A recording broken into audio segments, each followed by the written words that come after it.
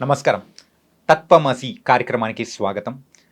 అయ్యప్ప తత్వం గురించి మనము పోయిన కార్యక్రమంలో చాలా వరకు తెలుసుకున్నాం. కాకపోతే ఇంకా తెలుసుకోవాల్సినవి బోలెడన్ని ఉన్నాయి. మరి ఇప్పుడు మనం తెలుసుకోవాల్సింది ప్రత్యేకంగా ఏంటంటే, మహిళలు అయ్యప్ప గుడికి రాకూడదు, ఆ కొండ మీదకి రాకూడదు అని అంటుంటారు. అసలు ఎందుకు రాకూడదు?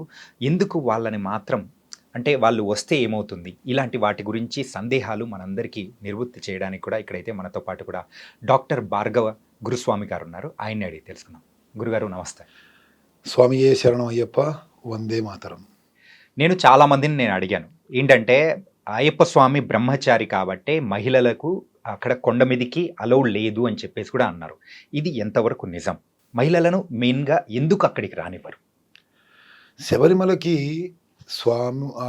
స్త్రీలని అంటే అందరినీ రానివ్వరనే మాట ఏమీ లేదు చాణక్య గారు. 10 సంవత్సరాల లోపు పిల్లలు, ఆడపిల్లలు, 50 సంవత్సరాల పైబడినటువంటి స్త్రీలు రావచ్చు. 10 సంవత్సరాలు దాటిన తర్వాత 50 సంవత్సరాల లోపు ఉండేటువంటి వాళ్ళని మాత్రమే శబరిమలకి అలౌ చేయరు. అది ఒక చట్టం ఏర్పడింది. చట్టము అంటే ఏంటి? ఖచ్చితంగా పాటించాల్సిందే. ఇంతకు ఆ చట్టం అనేది ఎవరు పెట్టారు? అది చెప్తాను.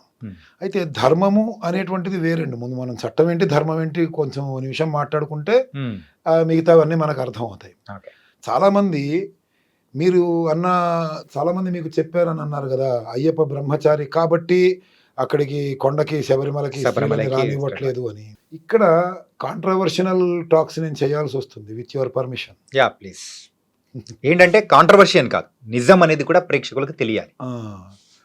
యథార్థవాది, లోక విరోధి కాబట్టి కాంట్రవర్షన్. నేను నిజం మాట్లాడతాను కాబట్టి. అదేంటంటే శబరిమలలో ఉండే అయ్యప్ప మాత్రమే బ్రహ్మచారి. మన హైదరాబాద్ చుట్టుపక్కల ఉన్నటువంటి దేవాలయాలు ఉన్నాయి, తెలుగు రాష్ట్రాల్లో అయ్యప్ప దేవాలయాలు ఉన్నాయి, పెద్ద పెద్ద దేవాలయాలు ఉన్నాయి. శంఖవరం అని తూర్పుగోదావరి జిల్లాలో అక్కడ పెద్ద దేవాలయం ఉంది. అలాగేనేమో ద్వారపూడి అయ్యప్ప దేవాలయం ఉంది. ఇంకా ఎన్నో ఉన్నాయండి. అన్ని చోట్లకి ఆడవాళ్ళు ఎడుతున్నారుగా. మరి అక్కడ అయ్యప్పకి బ్రహ్మచార్యం లేదా? శబరిమలలో ఉండే అయ్యప్పకి మాత్రమే బ్రహ్మచార్య? మనం ఆలోచించాల్సిన విషయం. అక్కడికి రాకుండా ఉండాలి, స్త్రీలు రాకూడదు అనడానికి ధర్మము కాదది, చట్టం ఏర్పడింది. చట్టానికి ధర్మానికి తేడా ఏంటంటే, ఇక్కడ వేరే వాళ్ళ పేర్లు మనకి చెప్పుకోవడం భావ్యం కాదు కాబట్టి మన ఇద్దరం ఉన్నాం కాబట్టి మన పేర్లే చెప్పుకుందాం. భార్గవ అనేటువంటి నేను చాణక్య అనేటువంటి మీ దగ్గర ఓ 1000 రూపాయలు అప్పు తీసుకున్నాను. ఆ 1000 రూపాయల అప్పు నా జీవితం అయిపోయిన తర్వాత నేనున్నా లేకపోయినా ఈ భూమి మీద, మీరున్నా లేకపోయినా, నా తర్వాతి తరం వాళ్ళైనా మీ తర్వాత తరం వాళ్ళకైనా తీర్చాలి అనేది ధర్మం. 6 నెలలు దాటితే తీర్చే అవసరం లేదనేది చట్టం. చట్టానికి ధర్మానికి ఇంత తేడా ఉంది. కేరళ రాష్ట్రంలో చట్టం వేరే ఉంటుంది, తెలంగాణ రాష్ట్రంలో చట్టం వేరే ఉంటుంది, ఆంధ్ర రాష్ట్రంలో చట్టం వేరే ఉంటుంది, ఇండియాకో చట్టం ఉంటుంది, అమెరికాకో చట్టం ఉంటుంది, పాకిస్తాన్కో చట్టం ఉంటుంది. చట్టం ప్రాంతాన్ని బట్టి మారుతుంది. ధర్మం ఎక్కడికి వెళ్ళినా ఒకటే ఉంటుంది. హిందువు అమెరికాకి వెళ్ళినా హిందువే, ఆస్ట్రేలియాకి వెళ్ళినా హిందువే, అండమాన్లో ఉన్నా హిందువే. వాడి పద్ధతి వాడి ప్రకారంగానే వాడు జీవిస్తాడు. అలాగే ధర్మ ప్రకారముగా శబరిమలకి ఆడవాళ్ళు రాకూడదు అనేటువంటి మాట ఎక్కడా లేదు. చట్ట ప్రకారముగా ఏర్పాటు చేయబడింది. చట్ట ప్రకారంగా కూడా ఎందుకు ఏర్పాటు చేయబడింది అనేటువంటి దానికి చాలా చరిత్ర చెప్పుకోవాల్సి వస్తుంది.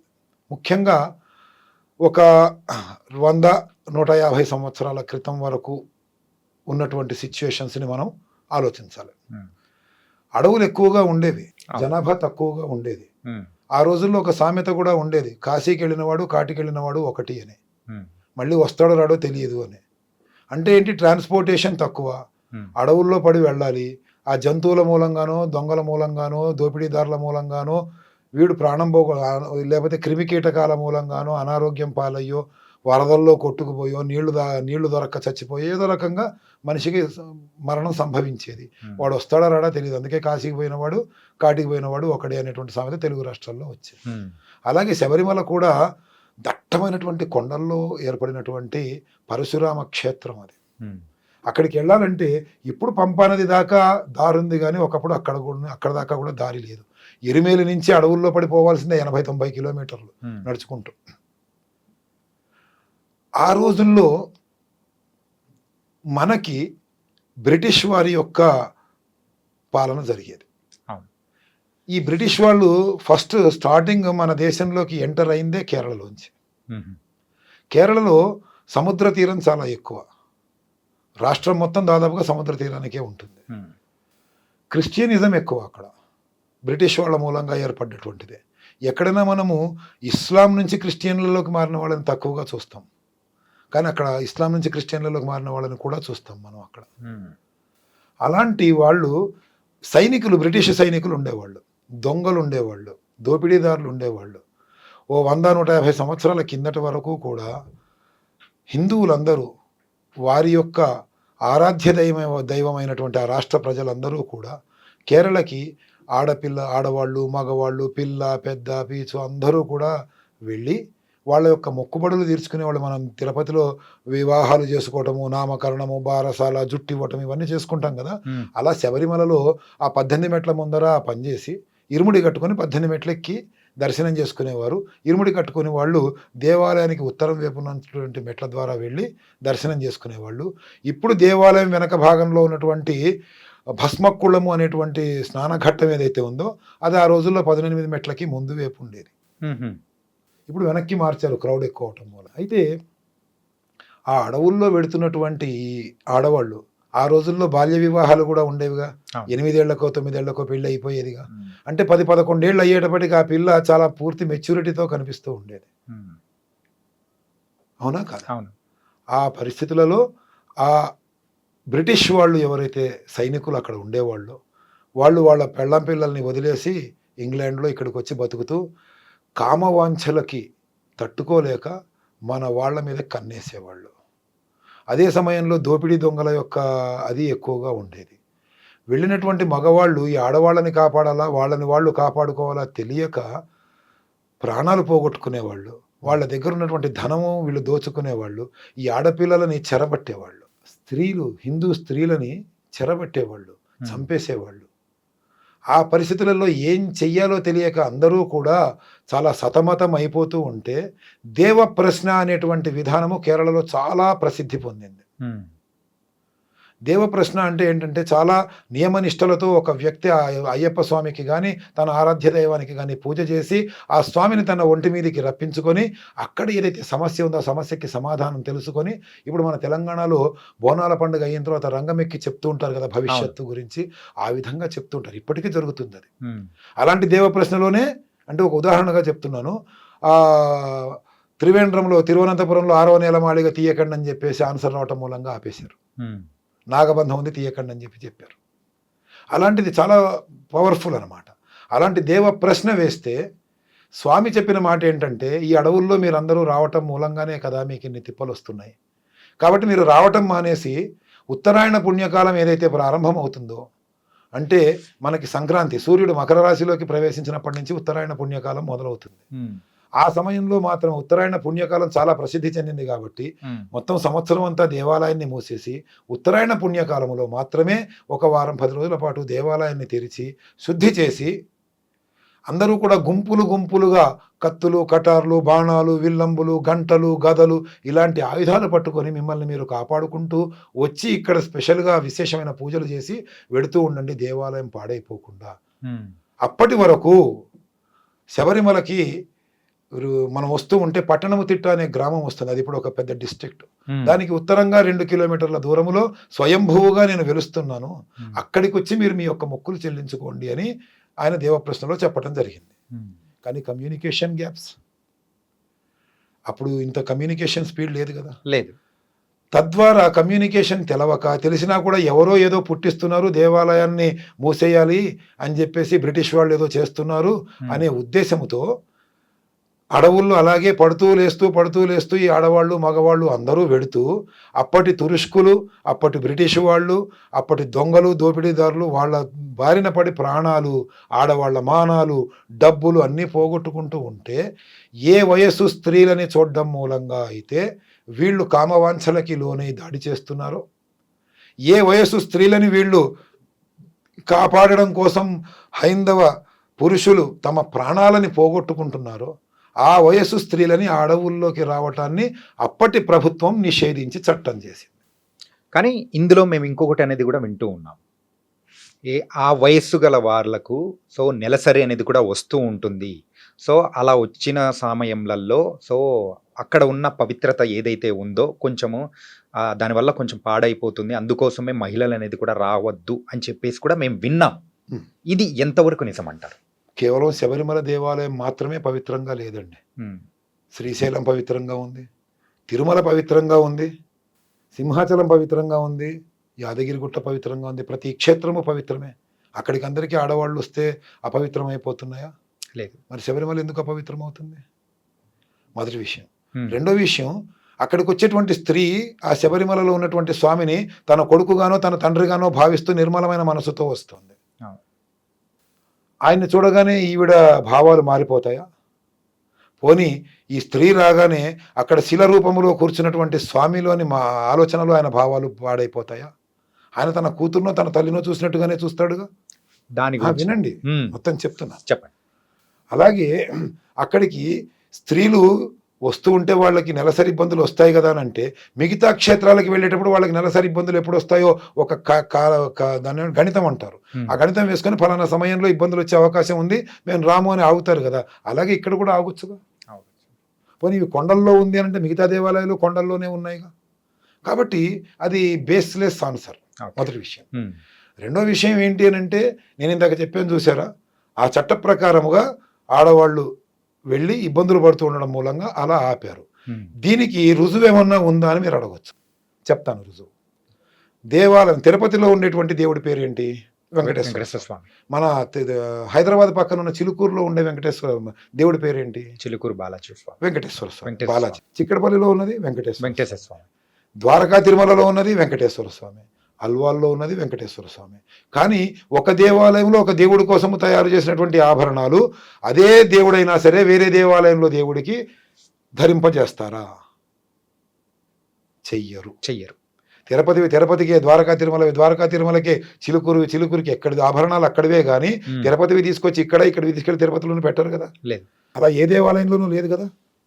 కానీ జనవరి 14న మకర సంక్రాంతి సమయంలో సూర్యుడు మకర రాశిలోకి ప్రవేశించే సమయంలో పందళము నుంచి ఏవైతే ఊరేగింపుగా స్వామివారి ఆభరణాలు శబరిమలకి చేరుకుంటాయో 6 రోజుల పాటు స్వామివారికి ప్రతిరోజు అక్కడ అలంకారం పొంది అక్కడి నుంచి తిరుగు ప్రయాణంలో ఆ ఆభరణాలని, నేను ఇందాక చెప్పాను చూసారా, పట్టణముతిట్ట గ్రామానికి 2 కిలోమీటర్ల దూరంలో ఉన్నటువంటి అయ్యప్ప స్వయంభూగా వెలిసినటువంటి దేవాలయం, దాన్ని స్త్రీల శబరిమల అని కూడా అంటారు. అక్కడ స్వామికి మళ్ళీ 10 రోజుల పాటు అలంకారం చేసి పందడానికి తీసుకెడతారు. ఓకే. ఇలాంటిది మళ్ళీ మనం ఎక్కడైనా చూస్తున్నామా? లేదు. ఇదే కదా రుజువు, సాక్ష్యం. ఇప్పుడు ఆ దొంగలు, ఆ దోపిడీదారులు, అలాంటి కామవాంఛలతో ఉండేటువంటి సైనికులు వాళ్ళ అది తగ్గుతూ ఉన్నది కాబట్టి అడవులు కూడా కొంచెం పల్చగా ఉన్నా కూడా అక్కడికి రాకపోకలకి దానికి వీళ్ళకి సెక్యూరిటీకి అన్ని ఏర్పాట్లు జరిగినాయి కాబట్టి దేవాలయం దగ్గర కూడా 365 రోజులు బ్లాక్ క్యాట్ కమాండోస్ ఉండేంతటి బంగారము అవన్నీ కూడా ఉన్నాయి కాబట్టి ఇప్పుడు నెలకోసారి దేవాలయాన్ని తెరిచి అందరినీ భక్తులని అలౌ చేస్తున్నారు అని అంటే అందులో మనకి వింతేమీ లేదు. అలాగే చాలా మటుకు నేను చెప్తే కరెక్ట్ అంటారు, సుప్రీంకోర్టు తీర్పునిచ్చింది ఏ వయస్సు స్త్రీలైనా సరే శబరిమలకి వెళ్ళొచ్చని. అందులో 2 లేడీస్ వెళ్ళారని, ఆ తర్వాత వెంటనే కేరళలో విపరీతమైనటువంటి ప్రకృతి విలయం వచ్చేసిందని మన వాళ్ళు చాలామంది సోషల్ మీడియాలో కావచ్చు, ఎలక్ట్రానిక్ మీడియాలో కావచ్చు, మిగతా పూజల్లో కానీ మాట్లాడుతున్నారు. అందరికీ మీ ద్వారా నాది సూటి ప్రశ్న ఒకటే, మొన్న వాయనాడులో జరిగినటువంటి విలయానికి కూడా కారణము స్వామికి కోపం వచ్చింది అంటున్నారు. రైట్? మన మతము తప్ప ఇంకా ఏ మతములోనైనా సరే వాళ్ళ దేవుళ్ళు పుట్టి అమాయకులని కూడా శిక్షించినటువంటి దాఖలాలు మనం చూసాం. మన మతములో సామాన్య జనాలకి ఇబ్బంది పెట్టేటువంటి వాళ్ళని మాత్రమే శిక్షించడానికే భగవంతుడు పుట్టాడు కానీ తనని ఇబ్బంది పెట్టిన వాళ్ళని కాదు. ఏ అవతారమైనా సరే తన ఇబ్బందులు పడ్డాడు, తనని ఇబ్బందులు పెట్టిన వాళ్ళని ఎవరిని ఏమీ అనలా. తన భక్తులను ఇబ్బంది పెట్టిన వాళ్ళని మాత్రమే ఆయన చేశాడు. చేశాడు. అలాగే మిగతా మతాలలో వాళ్ళ దేవుళ్ళు రక్తంతో పాపాలు కడుగుతారు. వీళ్ళు ఎన్ని పాపాలైనా చేయొచ్చు, రక్తంతో పాపాలను కడుగుతారు. మన దేవుళ్ళేనా అండి చిన్న పొరపాటు చేసినా సహించకుండా చెర్నాకోల తీసుకొని కొట్టేవాళ్ళు? మన దేవుళ్ళకి క్షమాగుణం లేదని మన వాళ్ళే ప్రచారం చేస్తున్నారా? ఏంటంటే ఇవన్నీ జరుగుతూ ఉన్నాయి అంటే అంటే కొన్ని దుష్ప్రచారాలు మెయిన్గా చాలా సింపుల్గా ఇంకొక ఉదాహరణ ఏంటంటే, చాణక్య గారు నన్ను ఇప్పుడు తిట్టేశారు, కోపం వచ్చింది అంటే మీకు ఏదో మాట పెరిగింది, మీరు నన్ను తిట్టేశారు, అనకూడని మాటలు అన్నారు, నేను నవ్వేసి వెళ్ళిపోయాను. రేపు మళ్ళీ ఎదురుపడ్డాము, ఏం చాణక్య బాగున్నారా అని భుజం మీద చెయ్యేసి మామూలుగా మాట్లాడాను. తర్వాత ఇంకొక వ్యక్తి దగ్గర మీరు నా గురించి ప్రస్తావించి చెప్పాలి అని అంటే మీరు నన్ను ఎవరితో పోలుస్తారో చెప్పండి. మంచివాడు లెక్కనే పోలుస్తారు, దేవుడితో పోలుస్తారు. అంతే కదా, ఆయన దేవుడు లాంటి వాడండి, నేను ఇన్ని మాటలు అన్నా కూడా క్షమించేశాడు అని అంటారు. అంటే ఏంటి, దేవుడు క్షమిస్తాడు అని మీ మనసుకు తెలుసు. కానీ మన హిందూ మతంలో ఉన్నటువంటి దౌర్భాగ్యం ఏంటంటే భావదారిద్ర్యం అంటారు. అదేంటంటే చిన్న పొరపాటు జరిగినా కూడా నేను ఏదో తప్పు చేశాను, నా దేవుడు నన్ను శిక్షిస్తున్నాడు అంటారు. కానీ ఆయన రక్షించాడు కాబట్టి ప్రాణం పోవాల్సింది చిన్న దెబ్బతో వదిలిపోయిందని చెప్పి భావించరు. చిన్న దెబ్బకి కూడా దేవుడే కారణం. అచ్చా కరేతో అపన్ కరే, బురా కరేతో బుడ్డా కరే. అంటే మీరు చెప్పేది ఎట్లుందంటే, సో ఒక తెల్లటి పేపర్ మీద ఒక చిన్న డాట్ అనేది అంటే ఒక బ్లాక్ మార్క్ అనేది పెట్టామంటే ఆ బ్లాక్ మార్క్ దాని గురించి మనం ఆలోచిస్తాం తప్ప మిగతా తెల్ల దాని గురించి మనం ఆలోచించట్లేదు. ఏం చేసినా నాకు దేవుడు అన్యాయం చేశాడు అనే మాటనే అంటున్నారు. కానీ ఆ దేవుడు న్యాయం చేశాడు కాబట్టి నేను ఇంకా జీవించున్నానని ఒక్క హిందువు కూడా తనని తాను ఆత్మ పరిశీలన చేసుకోవట్లేదు. కారణం ఏంటంటారో తెలుసా మీకు? చెప్పండి. ఆహార వ్యవహారాలు. వీడు తినే తిండి సరిగ్గా లేకపోవటం మూలంగా వీడి బుద్ధిలా మారుతోంది. వీడు తినే తిండి ఎంగిలి తిండి తింటున్నాడు, వీడు తినే తిండి కల్తీ తిండి తింటున్నాడు, వీడు తాగే జ్యూసులు అవతలి వాడు వదిలినటువంటి మాలిన్యాన్ని తాగుతున్నాడు, అదే చాలా గొప్ప అనుకుంటున్నాడు. వీడి యొక్క పుట్టుకని మర్చిపోయి ఎవడో ఎంగిల్ చేసి ఎవడో ఉమ్మేసి నా దేవుడికి నేను పెట్టుకున్నాను అని అన్న దాన్ని పట్టుకొచ్చి వీడు తింటున్నాడు, అడ్డమైనవన్నీ తింటున్నాడు. కాబట్టి వీడికి ఆలోచన దెబ్బతింటుంది. సరి అయిన భోజనం చేశాడు అని అంటే వీడి ఆలోచన కూడా సరిగ్గా ఉంటుంది.